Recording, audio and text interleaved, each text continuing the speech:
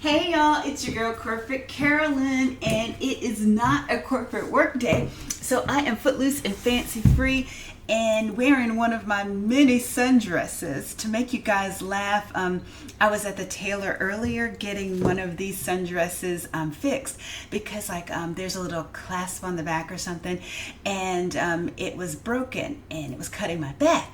And so I took it and had the tailor to fix it. And then when she looked at what I was wearing today, she said, "Isn't this the same dress?" And I'm like, "Yeah, it is." And I have a boatload of them just like it, because you could just pull them out of your closet and just throw it on. You don't have to iron. You don't have to coordinate anything. You could put like a jean jacket on it. And you notice I had the UGG espadrilles on with it that are a wonderful, comfortable shoe. And since I'm talking about anti-aging and looking a little more youthful, a little heel goes a long way in making you look, taller and slimmer as well. But I'm back with 5 more anti-aging tips. I didn't think that I could come up with more than 5 to even begin with, but then I thought of a few more. And so my list has been reorganized multiple times in the last 15 minutes, but I'm going to take a shot, and hopefully these are some things that will help you. All right, number 1, if you haven't guessed already, I am a creature of habit. And it's kind of boring because I tend to do the same things over and over again. And like now that I've taken my hair down after washing it last week, creature of habit that I am, I'm getting ready to cut up some aloe. The last couple of times that I did an aloe treatment, it didn't give as much yield as I wanted. And so I was skimping or scrimping at the end, trying to get all of my hair covered.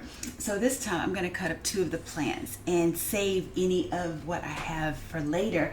And then in case anybody's wondering, the Ethiopia butter is my favorite for curl definition, and I can't wait to get it all back in my hair, because right now what you're seeing is just leave-in conditioners that I've left on.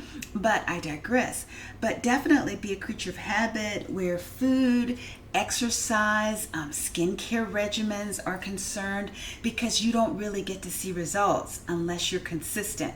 You can't eat healthy like 1 week, maybe cut back on some of the bad things just 1 week, and then go crazy again for 3 weeks and expect to have long-term results. You're just not going to have that. That's why a lot of people fall back on very extreme diets and things that give you a short-term result, but not a long-term result. And so you really want long-term results. You want your skin to look good for the long term. So that means every night you got to take that makeup off. Every night you need to probably use a serum and a moisturizer, and you don't have to go to Bloomingdale's or Saks or somewhere very expensive to get skincare products.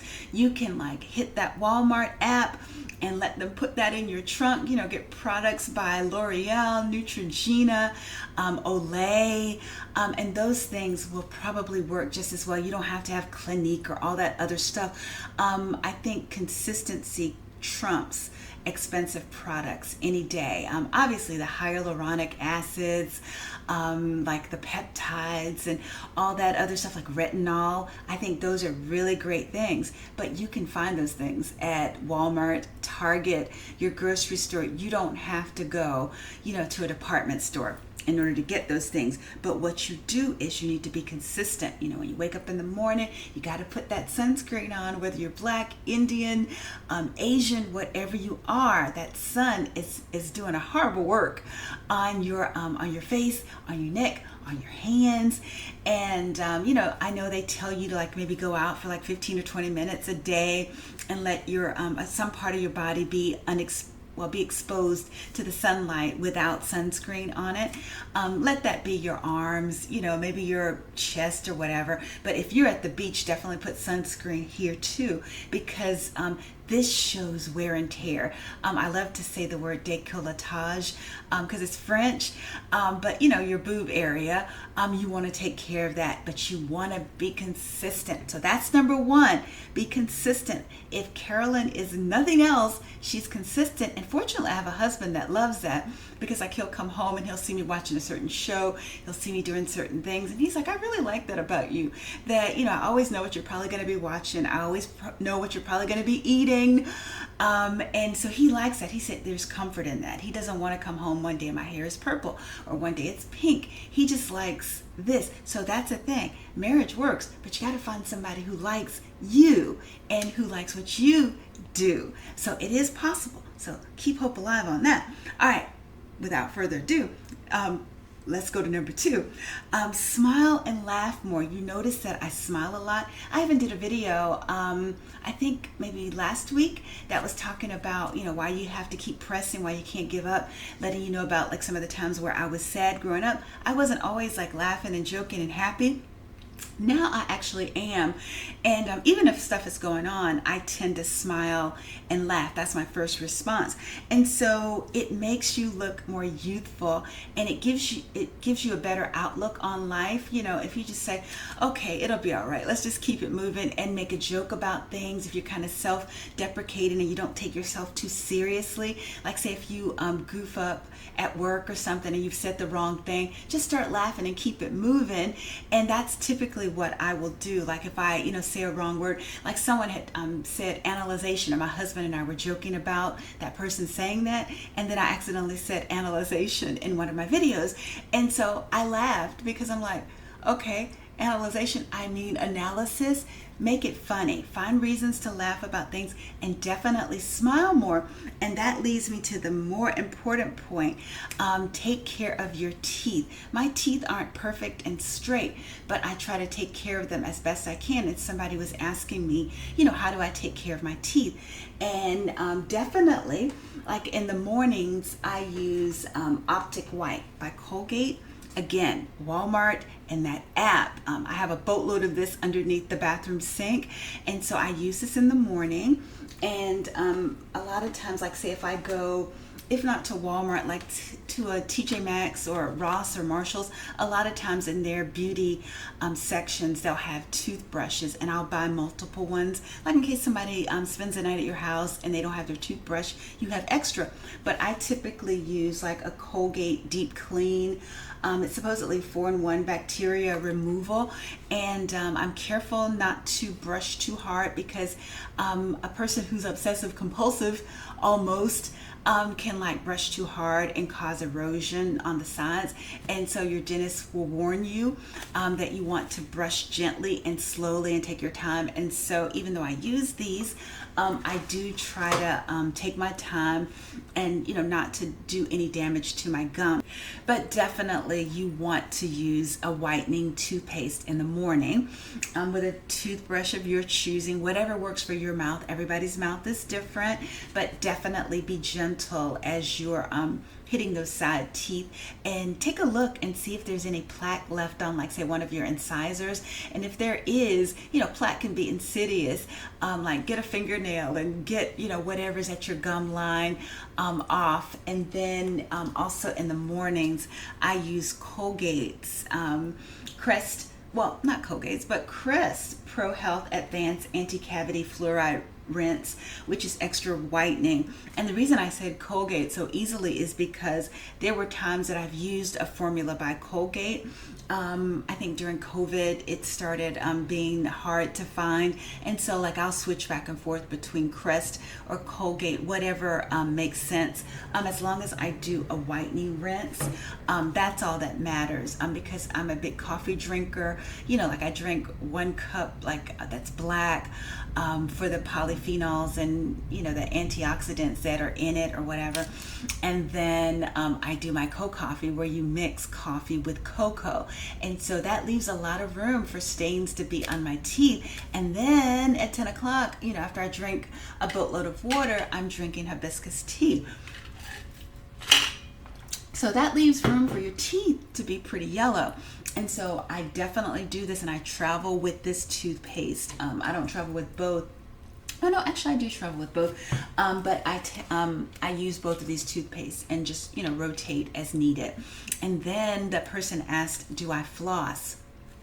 You know it. There may be one or two times where I might fall asleep, while I'm flossing or before I finish.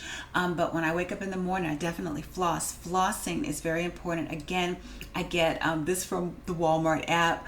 I usually buy it in like packs with 3 at a time. And I believe in flossing at night. Some people might floss before they brush their teeth, either in the mornings or at night. But I believe in flossing at night. And I floss after I brush my teeth, usually while I'm lying in the bed watching TV.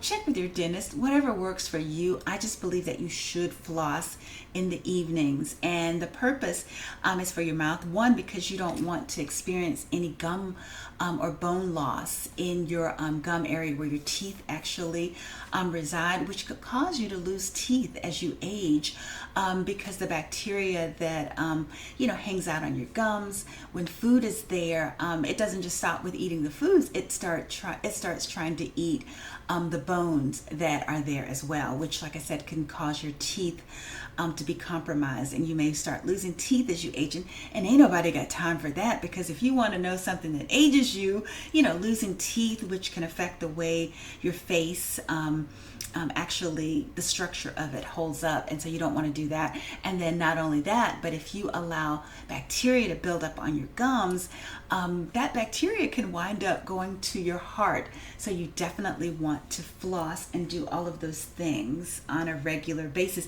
Oh, and also I love to get my teeth clean. I don't want any fillings or like the drilling and all that stuff, but I go every 6 months, because you're really wasting money if you have health insurance, because they usually give you 2 free teeth cleanings. You're paying every month, but you get 2 teeth cleanings.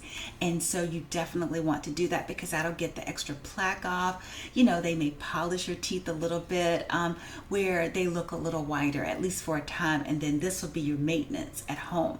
That will definitely make you look younger, because you don't want your teeth to show your age. So I'm hoping that my teeth aren't saying 58, but I'm doing the best that I can do, and that's all you can do. Okay, number 3. And this is what I'm going to do. You take time to breathe. Find something that helps to relax you, so that you're not, so stressed about everything, because stress, it shows up here. And you don't want, unnecessary stress to show up on your face.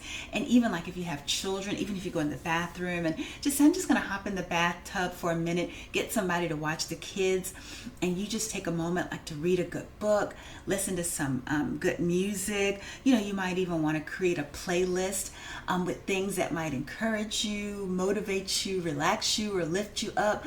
Like I like to listen to playlists in the morning, like I have a gospel playlist, and then in the evening when I'm taking off my makeup and decompressing, I have a chill playlist. And I love to, tell Siri to play a particular playlist. And like there might be songs in the car. I'll listen to like Mariah Carey's Make It Happen. You might listen to like a Patti LaBelle, New Attitude. Or let's see, what other kinds of songs? Oh, like Journey, Don't Stop Believing. And just things that encourage, motivate, inspire you to get back out there and start fighting again, and not to get down on yourself and to give up. So that's definitely something you need to do, like just read a book. Just woosah. Some people might meditate, some people might pray. When I take a moment to breathe, like on the treadmill, I'm actually quoting scriptures and I'm praying, to get my day started off right. So that's a time I take a moment to breathe as well. You might hop in the bed, watch some of your favorite shows or something, and just do whatever it takes to help you to decompress and get to a relaxed state. And then number 4 is kind of lined up with that. You want to find things that bring you joy. And some of the things that might bring you joy might be a pet, playing with your pet or playing with someone else's pet, spending time with your children. That brings me joy. And I will hop in the car. I will drive 9 hours. If my son said he had some time to hang out with me, I get so excited. Last month, it was so exciting to be able to spend time in New York with my oldest son. We just had the best time, watching movies, eating at some of our favorite restaurants and things. And so that brings me joy. So I don't care if Oprah said, we might, talk to you about getting a talk show or something. If my son said that he had some time for me, or either one of them said they had time for me, I would probably say, could we reschedule that? I'm going to meet with my son and then we could do, because that truly brings me joy. So like either with your kids, or like you could paint, draw, read, journal, any number of things, volunteer, to help somebody. And a lot of times if you're so focused on self, and like say if you're in a period where you might be a little depressed, the best way to get out of that is to help someone else, and especially someone who's less fortunate than you are. And I think that will help you as well, because joy just kind of radiates from people's faces, the same way that unhappiness, depression, low self-esteem, all of those things can be read on your countenance as well. So that's why I encourage people to figure out like what might be ailing you. And that's also why I talk about journaling, because a lot of times I put my feelings there, and which turns into the form of a prayer, and it keeps me from eating my feelings. It also keeps me from from like just getting overwhelmed by things that are bothering me, because I'm ultimately getting them out and turning them over to someone who can actually do something about them when I can't. And then finally, and you'd be surprised that I think this, but if you can help it, don't have any work done. Probably about 15 years ago, someone asked me, they didn't realize I was in my 40s. And so I think I went to like this trial workout at LA Boxing. And so I'm in there and I was about ready to throw up, because it was just like such an intense workout. And I think the trainer, we were talking and I told her how old I was. And she's like, have you had any work done? And I was like, no, I haven't. And I was so honored that she even thought that I had work done.